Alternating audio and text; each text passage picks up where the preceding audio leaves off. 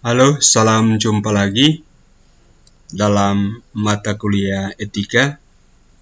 Kali ini kita akan lihat tentang nilai dan norma moral. Ada beberapa tema yang akan kita lihat bersama pada materi ini. Pertama, kita melihat tentang nilai pada umumnya. Nah, nilai merupakan sesuatu yang menarik bagi kita. Sesuatu yang kita cari, sesuatu yang menyenangkan, sesuatu yang disukai dan diinginkan. Singkatnya, nilai adalah sesuatu yang baik. Oleh Hans Jones, filsuf Jerman Amerika, nilai adalah sesuatu yang ditujukan dengan ya kita. Jadi karena dia adalah sesuatu yang baik, karena itu kita inginkan, kita cari, karena memang menarik untuk kita. Kenapa dia menarik? Karena pada dirinya nilai itu adalah sesuatu yang baik. Oleh karena itu, kita menyatakan ya kepadanya. Nah, materi ini prinsipnya kita ambil dari buku etika dari Bertens. Nah, sumbernya nanti bisa lihat di bukunya Bertens, halaman 139 sampai 175, cetakan 2005. Nah, kita kembali melihat materinya.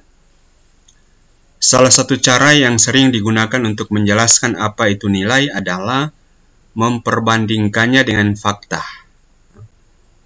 Jadi jika berbicara tentang fakta, kita maksudkan sesuatu yang ada atau berlangsung begitu saja. Nah, dan jika kita berbicara tentang nilai, kita maksudkan sesuatu yang berlaku, sesuatu yang memikat atau mengimbau kita. Berdasarkan analisis sederhana akan hubungan nilai dan fakta ini, disimpulkan bahwa sekurang-kurangnya nilai memiliki 3 ciri. Yang satu, nilai berkaitan dengan subjek. Kalau tidak ada subjek yang menilai, maka tidak ada nilai juga. Entah manusia hadir atau tidak, gunung tetap meletus. Tetapi untuk dapat dinilai sebagai indah atau merugikan, letusan gunung itu memerlukan kehadiran subjek yang menilai. Jadi nilai berkaitan dengan subjek itu artinya kita yang memberikan penilaian terhadap objek itu. Gunung meletus atau pohon, sebuah pohon, atau seorang manusia, nah, itu ada manusia lain yang menilainya. Nah, jadi kita bisa katakan di sini nilai simbolik, nilai yang diberikan oleh orang lain terhadap objek tertentu. Nilai tampil dalam suatu konteks praktis di mana subjek ingin membuat sesuatu. Nilai-nilai menyangkut sifat-sifat yang ditambah oleh subjek pada sifat-sifat yang dimiliki oleh objek. Nilai tidak dimiliki oleh objek pada dirinya. Objek yang sama bisa mendatangkan nilai yang berbeda untuk orang yang berbeda. Jadi kalau kita melihat di sini nilai pada umumnya. Nah, walaupun sebenarnya menurut saya ini apa yang dikatakan oleh Bertens, tapi menurut saya nilai itu, setiap objek itu pada dirinya juga memiliki nilai. Itu kalau kita melihat dari kerangka kita sebagai orang beriman. Kita percaya bahwa setiap hal diciptakan oleh Allah dengan memiliki nilai intrinsiknya, nilai pada dirinya. Nah, sekarang kita melihat ini kerangka etika, bukan etika Kristen. Nah, kita mengikuti apa yang diangkat oleh Bertens. Nah, nilai moral. Nilai moral tidak terpisah dari nilai-nilai lainnya. entah nilai ekonomis, nilai estetis, maupun nilai lainnya. Namun setiap nilai dapat memperoleh suatu bobot moral bila diikutsertakan dalam tingkah laku moral. Kejujuran misalnya merupakan suatu nilai moral, tapi kejujuran itu sendiri kosong bila tidak diterapkan pada nilai lain seperti umpamanya nilai ekonomis. Walaupun tidak terpisah dari nilai lain, nilai moral memiliki ciri sendiri dan menjadi nilai yang paling tinggi. Nilai-nilai moral memiliki ciri-ciri berikut ini. Jadi kita lihat tadi nilai moral itu, walaupun dia dikatakan di sini tinggi, ya, tetapi dalam pelaksanaannya, penerapannya dia butuh nilai lain atau harus memiliki konteksnya. Misalnya bicara tentang kejujuran pada dirinya, itu tidak, dalam bahasa di sini kosong, dalam tanda petik. Nah, ketika kita bicara tentang orang yang memanipulasi timbangan misalnya, di sana kemudian kita melihat nilai kejujuran itu berlaku di situ. Jadi atau orang yang membayar upah karyawannya dengan mengambil sebagian dari upah karyawan untuk dirinya. Nah, di sana kita melihat soal kejujuran di situ. Jadi selalu berhubungan dengan nilai-nilai lain. Nah, nilai moral memiliki ciri-ciri berikut ini. Yang pertama, berkaitan dengan tanggung jawab. Yang khusus menandai nilai moral ialah bahwa nilai ini berkaitan dengan pribadi manusia yang bertanggung jawab. Nilai-nilai moral mengakibatkan bahwa seseorang bersalah atau tidak bersalah karena ia bertanggung jawab. Nilai-nilai lain tidak begitu. Seorang berdiri dengan kebebasan memutuskan yang baik atau yang jahat. Jadi berkaitan dengan nilai moral. Jadi kita di sini nilai moral mengakibatkan bahwa seseorang bersalah atau tidak bersalah karena ia bertanggung jawab. Jadi terhadap segala sesuatu, artinya sebuah tindakan itu harus memperhitungkan nilai. Ketika orang tidak memperhitungkan itu, dia bertanggung jawab. Misalnya ketika itu tidak sebagaimana mestinya, orang harus bertanggung jawab. Nah, jadi nilai moral terkait dengan tanggung jawab. Berkaitan dengan hati nurani. Mewujudkan nilai moral merupakan imbauan dari hati nurani. Salah satu ciri khas nilai moral adalah bahwa hanya nilai ini menimbulkan suara dari hati nurani yang menuduh kita bila meremehkan atau menentang nilai moral dan memuji kita bila mewujudkan nilai-nilai moral. Jadi nilai moral itu ada untuk dihidupi, ada untuk dilaksanakan. Dan nilai-nilai moral itu, suara hati menyuarakan itu juga untuk kita hidupi, untuk kita laksanakan, untuk kita wujudkan. Nah, ketika kita melaksanakan dan itu kita melaksanakan sesuai dengan apa yang disuarakan suara hati, maka dikatakan di sini suara hati akan memuji kita.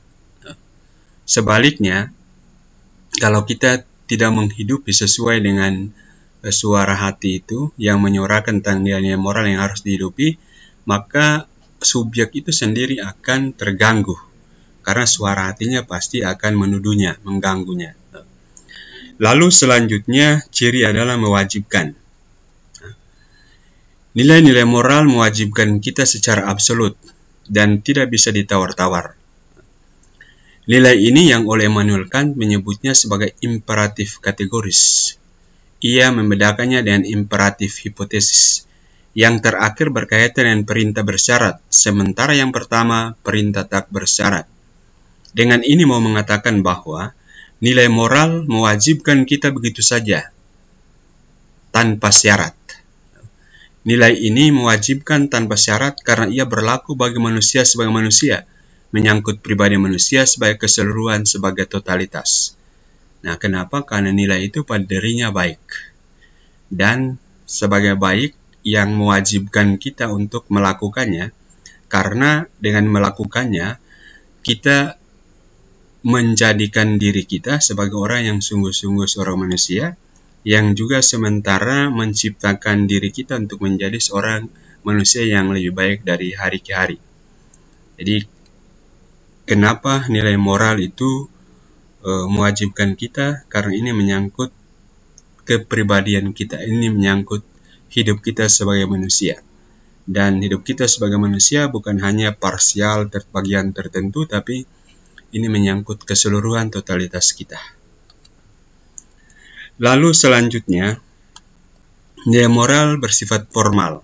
Nah, yang dimaksudkan adalah kita merealisasikan nilai moral dengan mengikut sertakan nilai-nilai lain dalam satu tingkah laku moral.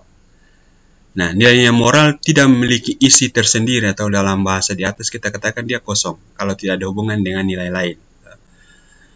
Terpisah, nilai moral tidak memiliki isi tersendiri, terpisah dari nilai-nilai lain. Tidak ada nilai moral yang murni terlepas dari nilai-nilai lain. Hal itulah yang kita maksudkan dengan mengatakan bahwa nilai-nilai moral bersifat formal. Max Scheler mengungkapkan hal yang sama juga dengan menegaskan bahwa nilai-nilai moral membonceng pada nilai-nilai lain. Jadi nilai moral menjadi kontekstual, menjadi bisa diterapkan dalam kaitannya dengan nilai-nilai lain. Seperti contoh tadi kita sudah sebutkan di atas, misalnya terkait dengan nilai dalam bidang ekonomi. Norma moral. Setelah kita lihat nilai moral, sekarang kita melihat norma moral. Dengan norma kita maksudkan aturan atau kaidah yang kita pakai sebagai tolok ukur untuk menilai sesuatu. Ada 3 macam norma umum, yaitu norma kesopanan atau etiket, norma hukum, dan norma moral. Norma moral menentukan apakah perilaku kita baik atau buruk dari sudut etis. Karena itu norma moral adalah norma tertinggi yang tidak bisa ditaklukkan pada norma lain. Sebaliknya, norma-norma moral menilai norma-norma lain. Seandainya ada norma etiket yang tidak bersifat etis, karena misalnya didasarkan atas diskriminasi terhadap wanita, maka norma etiket itu harus kalah terhadap norma-norma moral. Demikian halnya juga dengan norma hukum. Jika ada undang-undang yang dianggap tidak etis, maka undang-undang itu harus dihapus atau diubah. Jadi, norma moral itu biasanya bersifat universal. Kalau etiket itu bersifat relatif dan biasanya terbatas pada, kenapa dikatakan relatif? Karena terbatas pada tempat tertentu, pada budaya tertentu, pada konteks tertentu. Menyangkut etiket, karena ini menyangkut sopan santun. Orang biasa mengatakan sopan santun orang timur itu beda dengan sopan santun orang barat. Tetapi kalau kita bicara tentang norma moral, maka ini berlaku baik orang barat maupun orang timur misalnya, karena ini menyangkut manusia. Sementara hukum, norma hukum itu terkait dengan perundang-undangan misalnya, dan yang membuat ini adalah otoritas, orang yang memiliki otoritas untuk membuatnya. Misalnya di Indonesia kita kenal undang-undang, dan lembaga yang berhak untuk itu adalah lembaga legislatif yang membuat undang-undang itu. Nah, norma moral sendiri bisa dirumuskan baik secara positif maupun secara negatif. Perintah positif menyatakan apa yang harus dilakukan, dan perintah negatif menyatakan apa yang tidak boleh dilakukan. Jadi secara umumnya begitu. Ada dari segi rumusannya, ada yang bersifat negatif, ada yang bersifat positif. Misalnya, yang negatif, jangan membunuh, jangan mencuri. Tidak boleh ini, tidak boleh itu. Itu kan rumusan negatif. Tetapi yang positif misalnya, hormatilah ayah ibumu, kuduskanlah hari Tuhan. Misalnya itu bernada positif. Relativisme moral tidak tahan uji. Dengan relativisme moral dimaksudkan pendapat bahwa moralitas sama saja dengan adat kebiasaan, sehingga satu etika tidak lebih baik daripada etika lain. Bagi beberapa antropolog, misalnya Ruth Benedict dan M. Herskovits, ungkapan suatu perbuatan lazim dilakukan dalam suatu kebudayaan sama artinya dengan suatu perbuatan adalah baik secara moral. Jadi mereka mengatakan apa yang biasa dibuat dalam satu kebudayaan itu adalah sebuah perbuatan yang memang pada dirinya baik secara moral. Kita melihat dalam kenyataan tidak bisa diterima bahwa setiap kebudayaan mempunyai kebenaran etis sendiri-sendiri. Sehingga apa yang dianggap baik serta terpuji di tempat A bisa dianggap jahat serta tercelah di tempat B. Relativisme moral tidak tahan uji kalau diperiksa secara kritis, misalnya. Seandainya relativisme moral benar, maka tidak bisa terjadi bahwa dalam satu kebudayaan mutu etis lebih tinggi atau rendah daripada dalam kebudayaan lain. Setiap kebudayaan akan kebal terhadap kritik atas praktek-praktek moralnya. Tidak akan pernah mungkin kita mengatakan tentang praktek dalam suatu lingkungan, dalam suatu lingkup budaya, hal itu tidak etis. Padahal kita yakin bahwa kita berhak mengkritik masyarakat lain yang menggunakan norma-norma moral yang kita tolak. Kita yakin bahwa mutu etis setiap masyarakat tidak sama. Jadi, mau katakan begini, kalau kita menganggap bahwa apa yang biasa dalam setiap budaya itu adalah nilai moral, baik secara moral, maka kita tidak mungkin akan mengkritik praktek apapun yang ada dalam budaya lain yang sebenarnya ketika kita lihat ini sebenarnya tidak etis, tidak bermoral. Nah, itu alasan pertama. Yang kedua, seandainya relativisme moral benar, maka kita hanya perlu memperhatikan kaidah-kaidah moral suatu masyarakat untuk mengukur baik tidaknya perilaku manusia dalam masyarakat itu. Kalau begitu, norma moral dalam setiap masyarakat harus dianggap sempurna. Tidak akan mungkin memperbaiki norma-norma moral dalam suatu masyarakat. Padahal kita yakin bahwa kadang-kadang norma-norma moral dalam suatu kebudayaan harus direvisi. Dari segi etis, tidak semua kebudayaan sempurna. Jadi, relativisme moral itu mau mengatakan bahwa setiap budaya itu sudah memiliki kesempurnaan moralnya, hukum moralnya, norma moralnya. Karena itu tidak bisa lagi direvisi misalnya. Dan kita bisa menggunakan moral budaya tertentu untuk menjadi tolak ukur untuk menilai seorang baik sebagai manusia. Nah, kenyataannya tidak begitu. Selalu ada saja kekurangan yang ada dan perlu direvisi, perlu dikritisi. Yang berikut, seandainya relativisme moral benar, maka tidak mungkin terjadi kemajuan di bidang moral. Kalau perbudakan dan penjajahan adalah benar dan baik, maka sampai sekarang tentu masih hidup. Persis kemajuan terjadi bila cara bertingkah laku yang buruk diganti dengan cara bertingkah laku yang lebih baik. Kesimpulan tentang relativisme. Melawan relativisme moral, kita tegaskan bahwa norma moral tidak relatif melainkan absolut. Jadi tidak relatif itu maksudnya tiap budaya tidak memiliki kebenaran moralnya tersendiri, tetapi kebenaran moral itu universal. Jadi bukan hanya menurut suku ini, tapi menurut semua sebagai manusia, ini baik, ini benar. Kalau terjadi perubahan norma moral, selalu berarti sebuah penyempurnaan norma. Jadi perubahan norma ditentukan oleh norma yang lebih tinggi. Misalnya orang yang tadi pikir mengayau atau membunuh orang atau makan orang, itu adalah sesuatu yang baik.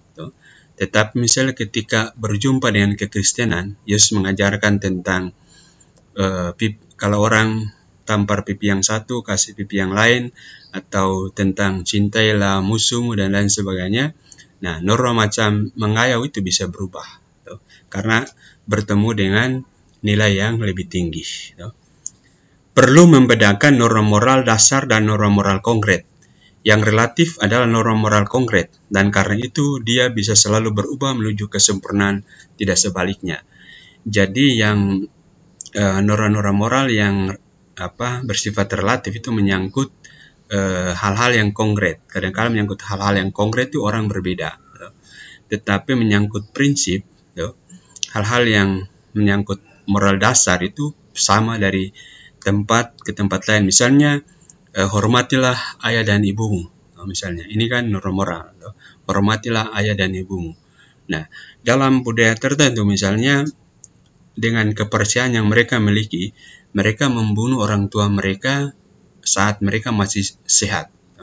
Karena kepercayaan bahwa di alam sebelah sana, di surga sana, di kehidupan kekal sana, keadaan orang itu di sana itu seperti keadaan mereka terakhir di dunia ini. Jadi kalau mereka di dunia ini keadaan mereka terakhir adalah sakit, maka di sebelah sana juga, alam sebelah sana juga mereka sakit sepanjang masa. Karena itu mereka mau membunuh orang tua mereka selagi mereka masih sehat. Atau yang lain lagi adalah suku Eskimo, kalau orang tuanya sudah tua dan sakit-sakitan, tidak bisa buat apa-apa lagi, semua hal harus dibantu oleh orang lain. Cara menghormati orang tua adalah dengan membunuh mereka juga, tapi dengan cara misalnya ketika salju tiba, musim salju datang, orang tua itu ditempatkan di luar rumah dan mati kedinginan misalnya. Nah, cara seperti ini kan menyangkut nilai konkret, norma konkret. Padahal norma dasarnya itu sama. Moral dasar itu menghormati orang tua, mencintai orang tua, tapi cara konkret berbeda. Nah, menyangkut cara konkret yang berbeda ini itu perlu diskusi, perdebatan, supaya menemukan apa yang ideal yang bisa diakui bersama dan sungguh baik sebagai secara moral. Norma moral bersifat objektif dan universal. Jika setuju bahwa norma moral pada dasarnya absolut, maka mudah dapat diterima bahwa norma itu bersifat objektif dan universal. Objektivitas norma moral. Norma moral mewajibkan kita secara objektif. Kita sendiri tidak menciptakan norma itu. Norma tidak tergantung pada selera subjek kita. Ada dua hal berkaitan dengan subjektivitas dan norma moral sebagai yang objektif. Pertama, nilai moral tidak terlepas dari penilaian oleh manusia. Sesuatu adalah baik atau buruk selalu berarti hal itu diterima sebagai baik atau buruk. Justru karena sifat subjektif ini, hati nurani memainkan peranan begitu penting di bidang moral. Namun, menyetujui sifat subjektif ini sama sekali tidak berarti menyangkal objektivitas norma moral. Norma moral kita akui karena mewajibkan kita, karena secara objektif mengarahkan diri kepada kita. Kita harus taat pada norma moral. Kedua, walaupun norma moral bersifat objektif, itu tidak berarti bahwa kebebasan dengan demikian ditiadakan. Sebaliknya, keharusan yang melekat pada norma moral justru mengandaikan kebebasan.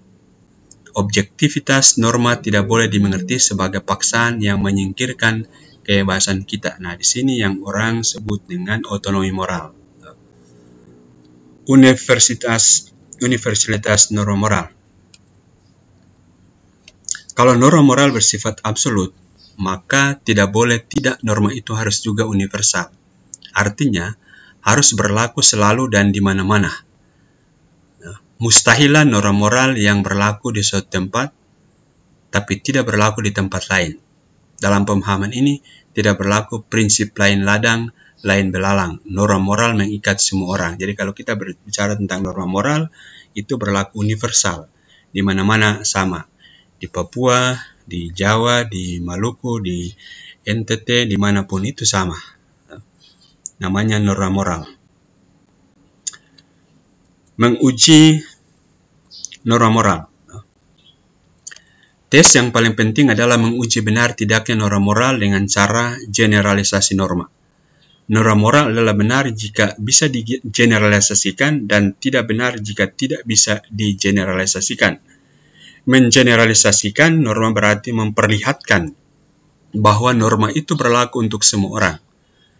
Bila bisa ditujukan bahwa suatu norma bersifat umum, maka norma itu sah sebagai norma moral. Menurut Kant, tentang prinsip yang saya pakai untuk tingkah laku saya, selalu harus saya kehendaki bahwa orang lain pun memakai prinsip yang sama. Prinsip itu harus saya hendaki sebagai hukum umum. Misalnya, generasi norma menjadi dasar juga bagi apa yang dalam etika dikenal sebagai the golden rule atau kaidah emas. Hendaklah memperlakukan orang lain sebagaimana Anda sendiri ingin diperlakukan. Dan jangan berbuat kepada orang lain apa yang Anda sendiri tidak ingin diperbuat terhadap diri Anda. Jadi ini semua orang pasti mengakui ini. Berlaku universal. Lalu selanjutnya norma dasar terpenting adalah martabat manusia. Ada beberapa norma dasar namun yang terpenting berdasarkan kesadaran moral, yaitu martabat pribadi manusia. Menurut Immanuel Kant, penghormatan kepada martabat manusia dikarenakan ia adalah satu-satunya makhluk yang merupakan tujuan pada dirinya. Ia adalah makhluk bebas dan otonom yang sanggup mengambil keputusannya sendiri. Manusia adalah pusat kemandirian. Dialah satu-satunya makhluk yang memiliki harkat intrinsik dan karena itu harus dihormati sebagai tujuan pada dirinya. Kant mengatakan, sebagaimana dikutip oleh Bertens, hendaklah memperlakukan kemanusiaan baik dalam diri Anda sendiri maupun dalam orang lain selalu juga sebagai tujuan pada dirinya dan tidak pernah sebagai sarana belaka. Bagi Kant, martabat manusia menjadi kewajiban baik terhadap diri sendiri maupun terhadap orang lain. Dalam hubungan dengan alam, manusia sendiri termasuk alam dan karena itu tidak boleh ditempatkan dalam posisi bertentangan dengan alam. Karena manusia adalah sebagai alam, maka alam itu tidak boleh diperlakukan sebagai sarana belaka bagi keperluan manusia. Alam tidak pernah boleh dirusak atau dihabiskan atas nama martabat manusia. Jadi, selain manusia, alam pun mempunyai martabat dalam arti seperti dijelaskan di atas. Alam pun merupakan tujuan yang tidak bisa diganti oleh tujuan lain. Martabat manusia tidak bisa dilepaskan dari martabat alam, karena alam juga merupakan suatu tujuan pada dirinya dan akibatnya tidak bisa dijadikan sarana begitu saja bagi tujuan manusia. Oke, kira-kira materi tentang nilai dan norma moral semoga membantu semuanya, khususnya dalam berusaha untuk menciptakan diri kita menjadi pribadi yang semakin baik dari hari ke hari secara moral. Terima kasih.